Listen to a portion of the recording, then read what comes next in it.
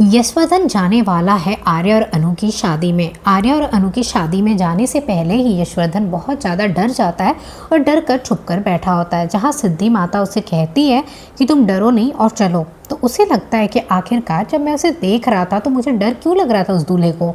तो सिद्धि माता कहती है तुम्हें सब पता चल जाएगा, पहले तुम यहाँ से उठो और तैयार हो जाओ। उसके बाद वो शादी में जाने के लिए मना करने लगता है। तो सिद्धि माता के बार बार कहने पे वो फाइनली मान जाता है और फिर तैयार होकर वो शादी में पहुंचने वाला है। जैसा कि अनु यहाँ पे वापस लौट चुकी है बैंक से, सारी प्रॉब्लम को सॉल्व कर कर अनु को देखकर सब लोग यहाँ पे बहुत खुश होते हैं। और ये जब पता चलता है कि अनु क्यों गई थी तो सबको यहाँ पे बहुत ज़्यादा प्राउड फील करते हैं। आर्या सर को बहुत ज़्यादा खुशी होती है कि अनु एक इतनी अच्छी लड़की है जो अपने बारे में इतना नहीं सोचती जितना वो दूसरों के बारे में सोचती है। और अपने पापा के लिए उसने यहाँ पे अपनी शादी के मंडप भी छोड़कर अपने पापा की मदद करने गई। और आर्या सर को बहुत ज़्यादा प्राउड फील होता है कि उनकी शादी एक बहुत अच्छी लड़की से हो रही है।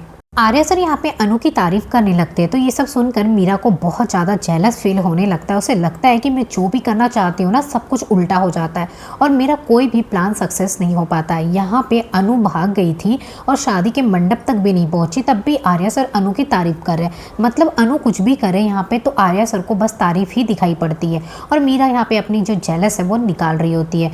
यहाँ पे फिर सब लोग कहते हैं कि मुहूर्त का टाइम हो गया है तो हम लोग अपनी रस्म को पूरी करते हैं। उसके बाद देखेंगे जो भी उनका रस्म होता है शादी का वो सब यहाँ पे करने लगते हैं। और फिर फाइनली यहाँ पे कहते हैं कि अनु को मंडप में लेकर आए। यहाँ पे आर्या सर मंडप में जाकर बैठते हैं। फिर यहाँ पे सब लोग फैमिली वाले अनु को भी लेकर यहाँ आने लगते हैं। अब यहाँ पे पहुँचने वाला है यशवर्धन। यशवर्धन यहाँ पे पहुँच तो जाता है लेकिन आर्या सर की तरफ देखकर बहुत उसे डर लग रहा होता है। आखिरकार ऐसी कौन सी बात है जिसकी वजह से यहाँ पे यशवर्धन को इतना ज़्यादा आर्यवर्धन से डर लग रहा है। आखिरकार पास्ट में क्या हुआ है जो यहाँ पे यशवर्धन को आर्यवर्धन को देखते ही इतना ज़्यादा डर लग रहा है, ये हमें अब आने वाले ही एपिसोड में पता चलेगा। फिलहाल यहाँ पे देखेंगे जो शादी की रस्में हैं वो अब ये लोग एक एक करके पूरी कर रहे होते हैं। पंडित जी कहते हैं कि ठीक है पहले आप लोग यहाँ पे वरमाला पहना लीजिए। दोनों एक दूसरे के गले में वरमाला डालते हैं और वरमाला की रस्म भी पूरी हो जाती है।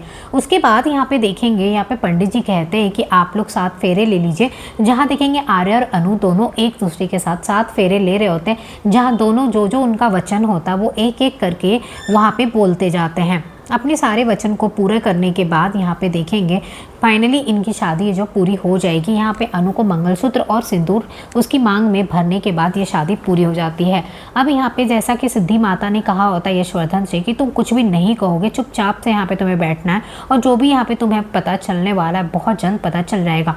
तो यहाँ पे देखेंगे अनु की शादी होते ही यहाँ पे यशवर्धन की सच्चाई सबके सामने आ जाएगी कि यशवर्धन जो है वो वर्धन फैमिली का ही बेटा है। और यहाँ पे गायत्री माँ को भी याद आने लगेगा सब कुछ। फिलहाल उन्हें उसको देखकर ही अपना सा फील हो रहा होता है, लेकिन बहुत जल्द पता चल जाएगा कि यशवर्धन कोई और नहीं खुद उनका बेटा है। तो यहाँ पे अनु की शादी के साथ साथ जब अनु विदा होकर पहुँचने वाली है वर्धन फैमिली में, यहाँ पे आप देखेंगे साथ साथ यशवर्धन भी पहुँच जाएगा। और यहाँ जाने के बाद फिर इनकी जो सच्चाई है सबके सामने आ जाएगी। अब ये देखना है सच्चाई को जानने के बाद घर में क्या कुछ होता है।